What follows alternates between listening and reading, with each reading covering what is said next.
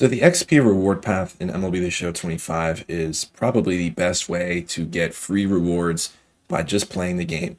But you have to get a lot of XP. XP is something that takes a while to build up, but you can do certain things that make it go a lot quicker.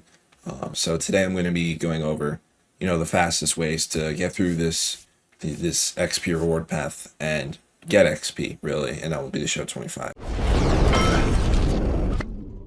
Before we get started, I just want to mention that I'm doing an MLB The Show 25 giveaway on my Twitter. You have to do it on my Twitter, or else you won't be entered. Just follow all the directions, and you might win a free copy. So the way I'm going to do this video, I'm kind of just going to go through every mode and break down if it's good, if it's bad, if it's slower, if it's faster, how to make it faster in a sense, and just give you guys like a big breakdown of how XP really works. So first of all, you get XP by playing anywhere in MLB The Show, not even just Diamond Dynasty. In Road to the Show, franchise, March to October, you're getting XP.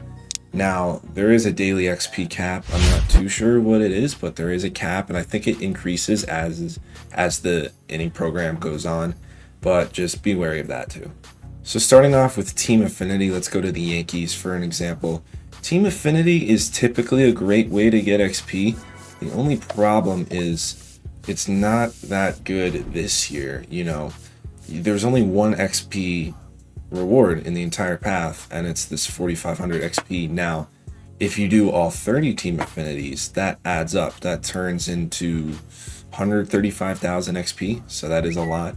But it's unfortunate that it's only one, and you do get gameplay XP by playing the games. Team Affinity has typically been less on XP and stubs in a sense, and more so on building your team and getting good players and helping with collections. That's what it's historically been. But if you're trying to specifically focus on XP, Team Affinity is probably not the best, not the worst too. I'd say it's like right in the middle. Now moving on to other programs or sorted programs, this is a great way to get XP. If you look at these programs, like look at the starter program, you have 5,000 XP, right here, 45, another one there, that's 20,000 XP by just doing the starter program, and that's insane. Like the spring breakout, you have 5,000, 5,000, 5,000, 5,000, 5,000, 10,000, so that's 35,000 XP. And then if you look at pipeline, it's the same, 15,000, 10,000, 5,000, another 5,000, like it just goes on and on. These programs are typically loaded with XP. If we go to the player programs, these are also loaded with XP. These are, you're obviously going to be getting packs and stubs and good players, but this is definitely so much better than Team Affinity, strictly from an XP standpoint. Now this screen right here, single player modes, is probably one of the best ways. Like all of these are very good. Diamond Quest, I'm not entirely sure, in all honesty, because I haven't really played it that much. You could get gameplay XP, and I think you get XP throughout like the boards, but I really haven't played it that much. I've only done the starter one, so I'm not too educated on Diamond Quest. But if we talk about, mini seasons in Conquest are basically the same thing. It's just structured differently. In mini seasons, you're playing a full season with a team, and in Conquest, you're trying to conquer a map with a team, with your current team, or no matter what, it's with whatever cards you own. Now, they're both 3-inning games. They both give you XP and stubs. But these two are probably the best ways to get XP in offline play. Mini seasons in Conquest is great because you can play 3-inning games and you can grind with your team and grind other missions while you're grinding the XP in these programs. Like for example, I just did this mini season for the CC Sabathia, and while I was doing it, I was grinding Team Affinity. But just looking at XP alone, minimum 30k by completing it. Now it does take a little while. But like there are so many and there's more too that I could do, throughout this entire program. Looking at the other, this one too, 30,000 XP minimum for, completing it with all of these packs too. Mini seasons is a great way, but Conquest I think is even better. I think Conquest is better than mini seasons, but they're both kind of the same. Not even looking at the starter ones, like the AL West, you know, we have show packs. We don't have we do have XP 5000 for completing it. But keep in mind, on Conquest, there are a ton of hidden rewards throughout every single map. It isn't really like that in mini seasons. In Conquest, there are so many hidden rewards, and a lot of that will be XP. Now, Showdown's an interesting one because Showdown is mainly for, you know, building like rewards in a program. I don't really think you directly get XP, not including the gameplay XP. But if you like do a showdown, like if I do the Spring Breakout Showdown, I'll be getting XP through the program.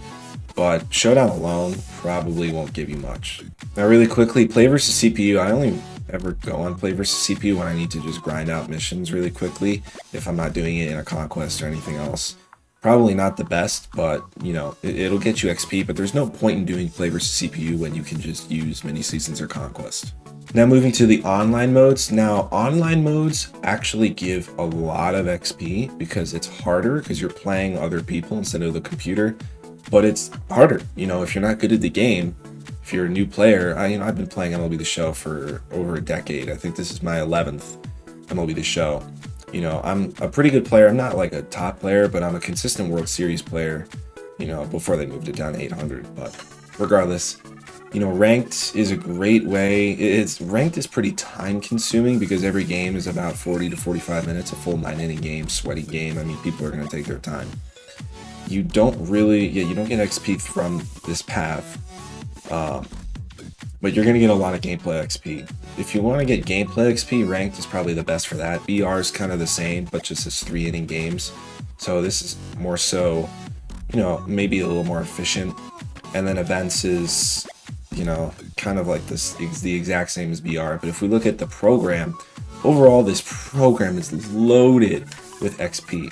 Like 10,000, 10,000, 15,000, 15,000, 20,000, 20,000. Like these are insane numbers for this multiplayer program. Now it is difficult, and it is, you know, these are in stages.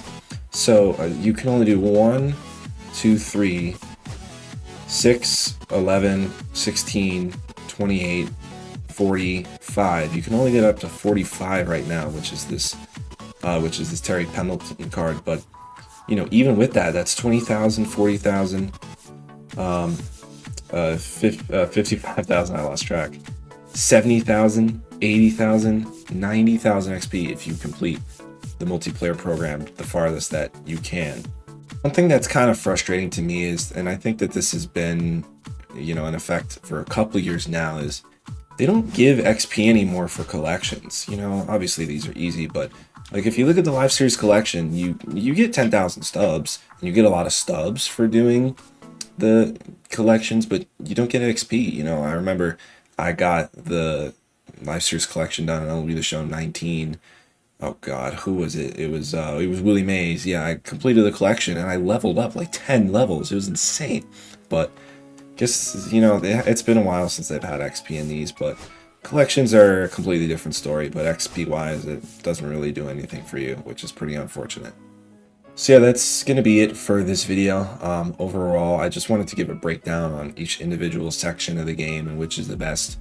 For XP, I would say, you know, actually looking at the multiplayer program, that's probably the best way, because while you're playing online, the gameplay XP is going to give you a lot, and the XP from the program is going to give you a lot.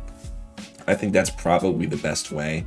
Offline, definitely go through those other programs and, you know, make your way through them. Those are definitely going to be the best ways to get XP. And if you really think about it, this XP reward path is not that difficult. 500,000 gets you all 3 bosses. I'm already at 140,000. You know, I haven't touched grass though, but I'll probably get this program done in a few days. XP is, you know, very accessible in the game. You know, in day one, it's day one, and you know, XP is a thing that, you know, it's kind of just how much you play the game, really. But there are ways to be more efficient. So if you're trying to speed through the XP reward path, you know, take my advice in this video. So yeah, that's gonna be it for this video. If you're new here, follow me on all my social medias, Instagram, Twitter, TikTok. But most importantly, make sure you subscribe right here on YouTube. So yeah, I'll see you guys in the next one. Peace.